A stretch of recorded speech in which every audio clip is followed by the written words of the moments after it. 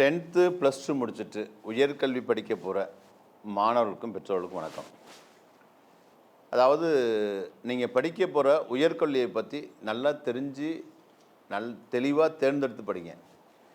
என்ன காரணம்னா, உங்களுக்கு முன்னாடி படித்த நிறைய பேர் நிறைய BE, BTech, ME, MTech, MCom என்னென்னமோ படிச்சுட்டு பெரிய பெரிய காலேஜில் பெரிய பெரிய யூனிவர்சிட்டிலாம் படிச்சுட்டு அவங்களுக்கெல்லாம் ஒரு நல்ல வேலை கிடைக்காம, நல்ல எதிர்பார்த்த சம்பளம் கிடைக்காம, இதனால் அவங்க படிக்கிறதுக்காக வாங்கின கல்வி கடனே கட்ட முடியாமல் கஷ்டப்படுறாங்க.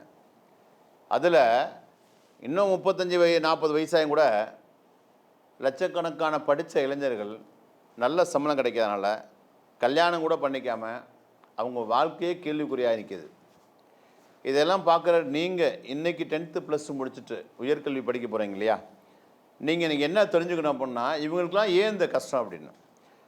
அவங்க பண்ண ஒரு 2-3 தப்பு தான். என்ன அப்படின்னாக்க, ஒரு உயர்கல்வியை தேர்ந்தெடுக்கும் போது இந்த கல்வியை படித்தாக்க எல்லா துறையிலையும் வேலை கிடைக்குமா, நல்ல சம்பளம் கிடைக்குமா, அந்த வேலையும் கௌரவமான வேலையாக இருக்குமா, சிபாரிசுலாம் வேலை கிடைக்குமா, உள்நாட்டில் வெளிநாட்டில் இல்லை கவர்மெண்ட்டில் ப்ரைவேட்டில் இப்படி எல்லா இடத்துலையும் வேலை கிடைக்குமா அப்படின்னு இதை பற்றி தெளிவாக தெரிஞ்சுக்காம, ஏன் கூட படிக்கிறவங்க 4 பேர் அதை தான் செலக்ட் பண்ணியிருக்காங்க. நாங்களை படிக்கும்போது பேசி முடிவு பண்ணிக்கிட்டோம்.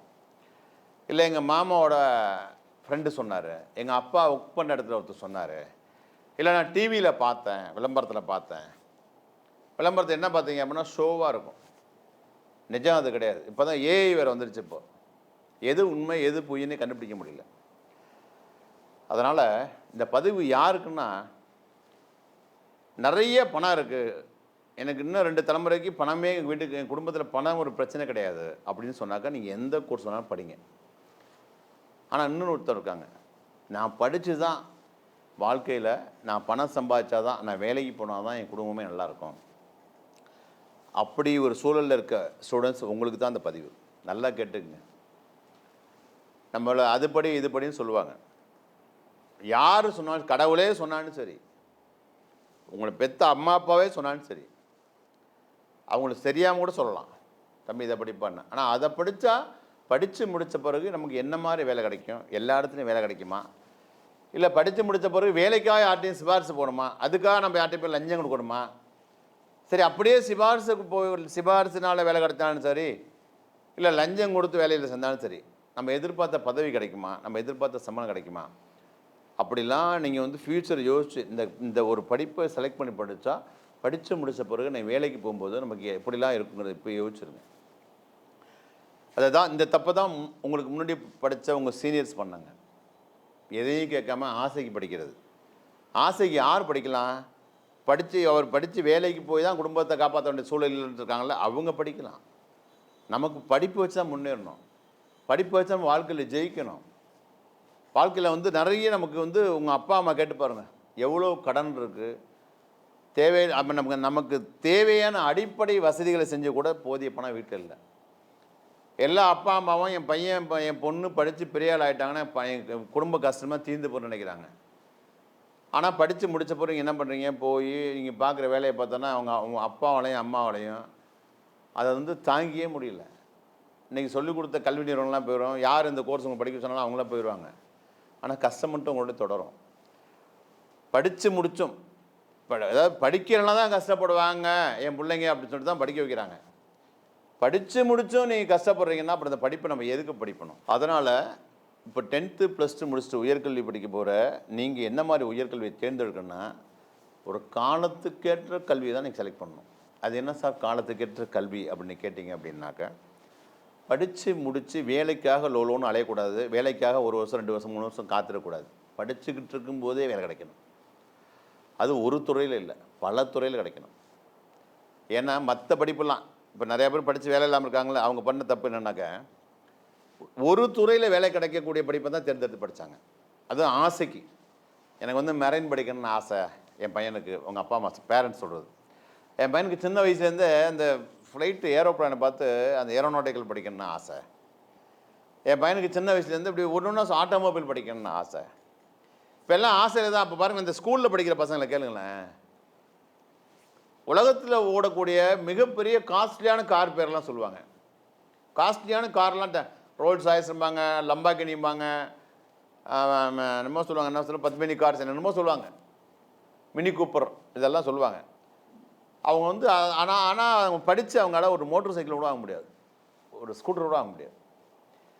இதை மாதிரி பெருமைக்காகலாம் படிக்காமல் நீங்கள் படித்த உடனே எவந்தாயம் இருக்கக்கூடாது, யார் சிபாசும் இருக்கக்கூடாது.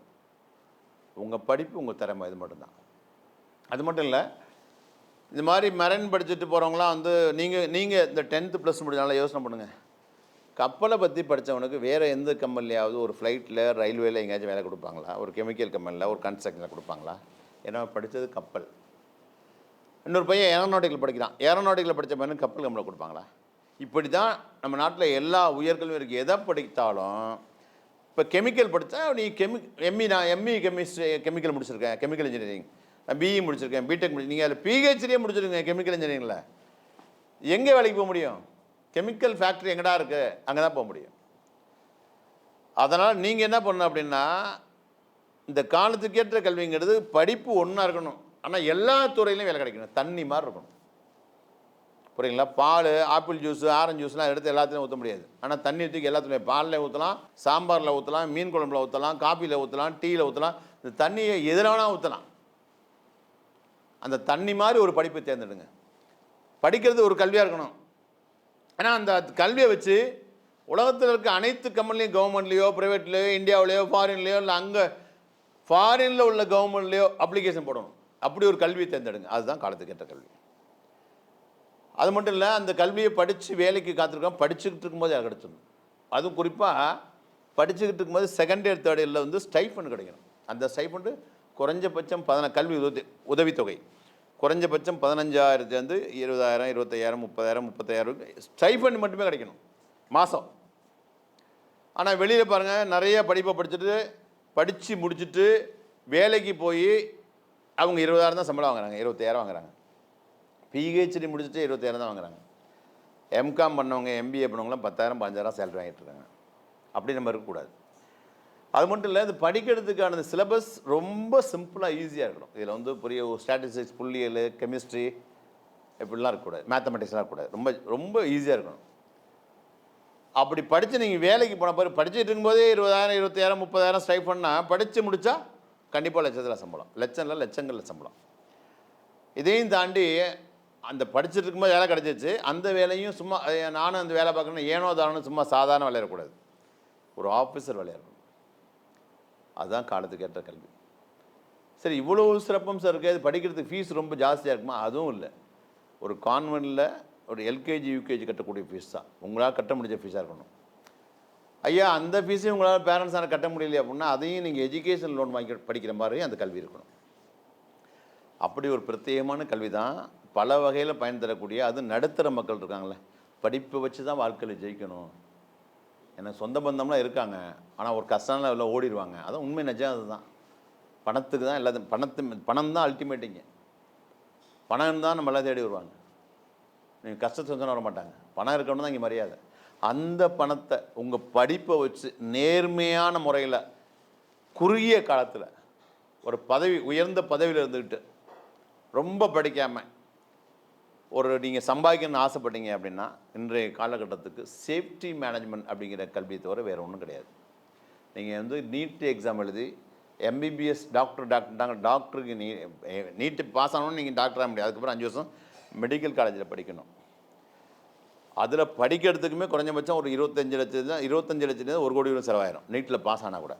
இதுக்கு எதுவுமே கிடையாது. அப்படியே நீங்கள் டாக்டர் ஆனால் கூட உங்களுக்கு சம்பளம் 35,000 40,000 தான். ஆனால் இதில் பார்த்தீங்கன்னா அந்த சேஃப்டி படிச்சிங்கன்னா படிச்சுட்டு இருக்கும்போதே படிச்சுட்டு இருக்கும்போது வேலை கிடச்சிருது. நீங்கள் கான்வெகேஷன் வாங்கினோட ₹1,00,000 சம்பளம். ஏன் சொல்கிறேன்னா சேஃப்டிக்கு அவ்வளோ வாண்டட் இருக்குது. ஏன்னா மற்ற கல்வியெல்லாம் பிஇ, பிடெக், டிப்ளமோவில் electrical, mechanical, civil, chemical, robotics, instrumentation, marine, aeronautical, இப்படி பிஏ, பிஎஸ்சி, பிகாம்ல இந்த மாதிரி கோர்ஸ் படிச்சுட்டு வருஷம் லட்சக்கணக்கான பேர் பாசிங் அவுட் ஆகிறாங்க. எத்தனை பாலிடெக்னிக் இந்தியாவில், தமிழ்நாட்டில் இருக்குது, இந்தியாவில் இருக்குது, எத்தனை ஐடிஐ இருக்குது, எத்தனை ஆர்ட்ஸ் காலேஜ் இருக்குது. அந்த கோர்ஸ்லாம் படித்து வர்றதுனால படித்து வர்ற மாணவரோட எண்ணிக்கை அதிகமாக இருக்குது, ஆனால் வேலைவாய்ப்பு குறைவாக இருக்குது. ஆனால் அந்த சேஃப்டி பார்த்திங்கன்னா இந்தியாவிலேயே ஒரு வருஷத்துக்கு அதிகமாக ஒரு 5,000 பேர் வந்து ஆச்சரியம், அதில் 4,000 பேர் ஃபாரின் போயிடலாம். அதனால் சேஃப்டியை படிங்க. இந்த சேஃப்டி மேனேஜ்மெண்ட் படிப்பு தமிழ்நாட்டில் இந்தியாவில் எங்கெல்லாம் சொல்கிறேன் கேட்டுங்க. தமிழ்நாட்டில் அடையாறில் இருக்குது, சென்னையில் ரீஜனல் லேபர் இன்ஸ்டியூட், இது சென்ட்ரல் கவர்மெண்ட் இது. அதே மாதிரி மும்பையில் இருக்குது சென்ட்ரல் லேபர் இன்ஸ்டியூட் அங்கே இருக்குது. டெல்லி, கல்கத்தாவில் இதே மாதிரி இருக்குது ரீஜனல் லேபர் இன்ஸ்டியூட்டு. மகாராஷ்டிராவில் நாக்பூரில் இருக்குது national fire service college. Trichy துவாக்குடியில் இருக்குது நேஷனல் இன்ஸ்டியூட் ஆஃப் டெக்னாலஜி, NITன்னு சொல்லுவாங்க. பழைய பேர் வந்து ரீஜனல் இன்ஜினியரிங் காலேஜ் இங்கே இருக்குது. திருச்சியிலேருந்து புதுக்கோட்டை போகிற வழி, திருச்சி ஏர்போர்ட்லேருந்து புதுக்கோட்டை போகிற வழியில் இருக்குது IIPHS college of safety management, இதோட பிரான்ச் சென்னையில் இருக்குது. கேரளாவில் இருக்குது கொச்சின் யூனிவர்சிட்டி, இங்கெல்லாம் படிக்கலாம். இப்படி ஒரு தரமான கல்வி நிறுவனங்களில் சேஃப்டியை படிங்க. ஆனால் ஏங்க இதை சொல்கிறேன் அப்படின்னா, நிறையா பேரண்ட்ஸ் என்ன பண்ணுறாங்க, சேஃப்டி படித்தா லட்சத்தில் சம்பாதிக்கலாம் தெரிஞ்சுக்கிறாங்க, ஓகே, 4 பேர் விசாரிக்கிறாங்க. ஆனால் என்ன பண்ணுறாங்கன்னா, எங்கள் ஊருக்கு பக்கத்துலேயே இருக்குது அப்படின்னு சொல்லிட்டு என்ன பண்ணுறாங்க, ரொம்ப தூரம் போகக்கூடாதுன்னு. ஏன்னு கேட்டால் சார் எங்கள் ஊர் பக்கத்துலேயே இருந்துச்சு, அதுக்காக கொண்டு போய் சேர்க்குறது பசங்களை. இல்லை அப்படின்னா அந்த இன்ஸ்டியூட்டில் 10,000 ஃபீஸ் குறைவாக இருந்துச்சு. இந்த மாதிரி சின்ன சின்ன விஷயங்களுக்காக தரம் இல்லாத, முறை இல்லாத, அங்கீகாரம் இல்லாத, அடிப்படை வசதி தளவாடங்கள் எதுவும் இல்லாத, எந்த ஒரு அனுபவமும் இல்லாத ஒரு சின்ன சின்ன இன்ஸ்டியூட்டில் போய் சேர்த்திங்கன்னா, சேஃப்டி படிக்க போனீங்கன்னா, அப்போ நீங்கள் கஷ்டப்பட்டு நீங்கள் சேர்த்து கொடுத்த பணமும் வேஸ்ட்டு, உங்களுக்கு ஃப்யூச்சர் வேஸ்ட்டாக போயிடும். அதுக்கு யாரும் கேரண்டி கிடையாது. இந்த சேஃப்டிங்கிற கல்வியை இந்தியாவிலே முதலாக அறிமுகப்படுத்தி கவர்மெண்ட் யூனிவர்சிட்டி அப்ரூவோட, தமிழக அரசு பல்கலைக்கழக அங்கீகாரத்தோட இதுக்குன்னு ஒரு பிரத்யேகமான கல்லூரி உருவாக்குனது தான் IIPHS college of safety management. Trichy ரோட்லேருந்து புதுக்கோட்டை போகிற வழியில் இருக்குது. இது பிரான்ச் சென்னையில் இருக்குது. IIPHS தான் இந்த கல்வியை இந்த நாட்டில் அறிமுகப்படுத்தினாங்க. அதனால் இங்கே படிக்கணும்னு சொல்லவே இல்லை. இங்கே படிக்கிறாலும் பரவாயில்ல, ஆனால் சேஃப்டியை படிங்க. ஆனால் இது மாதிரி தரமாக நான் சொன்னாலே அடையாறில் இருக்கக்கூடிய ரீஜனல் லேபர் இன்ஸ்டியூட்டு, ப்ளஸ்ஸு கொச்சினில் இருக்குது, ப்ளஸ் துவாக்குடியில் இருக்குது, ப்ளஸ் நாக்பூரில் இருக்குது, மும்பையில் இருக்குது, கல்கத்தாவில் இருக்குங்களா இருக்குது, அங்கே டெல்லியில் இருக்குங்களா இது மாதிரி இடத்துல படிங்க. ஓகேங்களா? சரி, மற்ற நிறுவனங்களுக்கும் IIPHS சேஃப்டி காலேஜ் என்ன வித்தியாசம் அப்படின்னா, மற்ற நிறுவனங்கள்லாம் பார்த்தீங்கன்னா, இப்போ regional labour institute Adyar, Calcutta, Delhi இங்கெல்லாம் பார்த்தீங்க அப்படின்னாக்க ஒன்லி டிப்ளமோ கோர்ஸஸ் தான் இருக்குது. மும்பையில் பார்த்தீங்க அப்படின்னாக்க அங்கேயும் டிப்ளமோ கோர்ஸ் தான் இருக்குது. நாக்பூரில் 4 வருஷ கோர்ஸ் B.Fire இருக்குது, பேச்சுலர் ஆஃப் ஃபயர்னு இருக்குது. திருச்சி துவாக்குடியில் பார்த்தீங்கன்னா ME industrial safety, master of engineering தான் இருக்குது. கேரளாவில் இருக்கக்கூடிய கொச்சின் யூனிவர்சிட்டியில் பார்த்தீங்கன்னாக்க ஒன்லி BSc டிகிரி மட்டும் தான் இருக்குது. ஆனால் IIPHS college of safety management திருச்சியிலேருந்து புதுக்கோட்டை போகிற வழியில் இருக்குது, ப்ளஸ் சென்னையில் இருக்குது. இங்கே பார்த்தீங்கன்னாக்க சேஃப்டி படிப்பில் எல்லா கோர்ஸஸும் ஒரு காலேஜில் அங்கே தான்.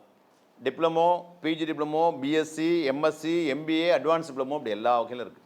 அதாவது ஒரு 10th படித்தவங்க படிக்கலாம், +2 படித்தவங்க படிக்கலாம், பாலிடெக்னிக் பண்ணவங்க, இன்ஜினியரிங் பண்ணவங்க, BA, BSc degree, any degree diploma பண்ணவங்க, டிகிரி டிப்ளமோ அரியர்ஸ் உள்ளவங்க, டிஸ்கன்டினியூ பண்ணவங்க, இல்லை படித்து முடித்து நல்ல வேலை பார்த்துக்கிட்டு அவங்களுடைய ப்ரொமோஷனுக்காக படிக்கிறவங்க, இப்படி எல்லோரும் படிக்கிற வகையில் இந்த சேஃப்டி IIPHS சேஃப்டி காலேஜ் எல்லா கோர்ஸஸ் இருக்குது. உதாரணமாக 10th படித்தவங்களுக்கு 3 வருஷம் டிப்ளமோ சேஃப்டியில், +2 படித்தவங்களுக்கு BSc இருக்குது டிகிரி சேஃப்டி மேனேஜ்மெண்ட்டில். ஏற்கனவே பாலிடெக்னிக் படித்தவங்களுக்கு இந்த BScயை வந்து டைரெக்டாக லேட்டரல் ஜாயின் பண்ணலாம், 2 இயர்ஸ் தான், அப்படி இருக்குது. +2 முடித்தா BSc 3 வருஷம் படிக்கணும். நீங்கள் பாலிடெக்னிக் பாஸ் ஆகிட்டா 2 வருஷம் படித்தா போதும், நேரடியாக செகண்ட் இயர். அப்புறம் ஆல்ரெடி நீங்கள் டிகிரி பண்ணியிருந்தீங்கன்னாக்கா நீங்கள் வந்து PG டிப்ளமோ 1 இயர் படிக்கலாம், போஸ்ட் கிராஜுவேட் டிப்ளமோ, அல்லது MBA படிக்கலாம், எனி டிகிரி படிக்கலாம், MBAவும் PG டிப்ளமோ. ஆனால் MSc சேஃப்டி யார் படிக்கலாம் அப்படின்னாக்கா, பேசிக்கலாக BScயில் சேஃப்டி, ஃபிசிக்ஸு, கெமிஸ்ட்ரி, கெமிக்கல் இது முடிச்சு தான் படிக்கலாம். அல்லது என்ஜினியரிங்கில் பார்த்தீங்கன்னாக்கா electrical, civil, mechanical, chemical BE BTechல முடிச்சிருந்தால் மட்டும்தான் நீங்கள் MSc சேஃப்டி படிக்க முடியும்.